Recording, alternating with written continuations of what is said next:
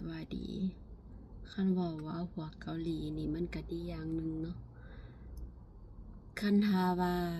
ผู้ใดที่ว่าเอาลูกหันพอแล้วสินะเราบ่อยากแบบว่าบ่อยากกินยาบ่อยากกินยาคอกยาคุมแบบว่ามันกินยาคุมมันก็ส่งผลเสียต่อสุขภาพเนาะเราคันทาผู้ใดบ่อยากกินแล้วมาเอาหัวเกาหลีเด้อ ส่วนหลายผู้ชายอันอยู่ผีหั่นนะเกือบว่า80-90%ของคนเกาหลีเลยนะผู้ชายเกาหลีหั่นนะส่วนหลายแม่นคันทาว่ากรณีที่ว่าครอบครัวหันเอาลูกพอแล้วแล้วก็เขาบ่อยากให้ผู้หญิงหั่นนะกินยาเนาะกินยาคุมหั่นนะเขาก็สิเสียสละไปเฮ็ดหมันเพราะว่าคอยก็ถามหลายคนเนาะเป็นหยังเขาจึงเฮ็ดหมันส่วนหลายผู้ชายอยู่เฮ็ดหมันเบิดส่วนหลายเป็นส่วนหลายเนาะอย่าดราม่าเด้อ เขาบอกว่าเป็นส่วนหลายแต่ว่าก็อาจจะมีผู้ชายที่ว่า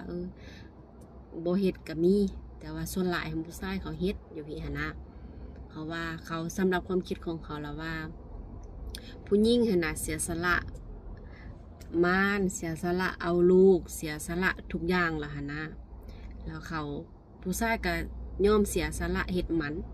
เพื่อบ่ให้ผู้หญิงหันกินยาข้อยก็คิดว่ามันก็เป็นความคิดที่ดีเนาะที่ว่าสำหรับผู้หญิงหันกินยามันบ่แม่นว่าของธรรมดาเนาะกินยาสุขภาพเสียสุขภาพบ่แม่นน้อยทำเฮ็ดหมันผู้ชายเสียสละน้อยเดียวนึงก็เป็นความคิดที่ดีคันถ้าว่า ผู้ใดบ่อยากกินยาแล้วมาเอาหัวอยู่เกาหลีเด้อ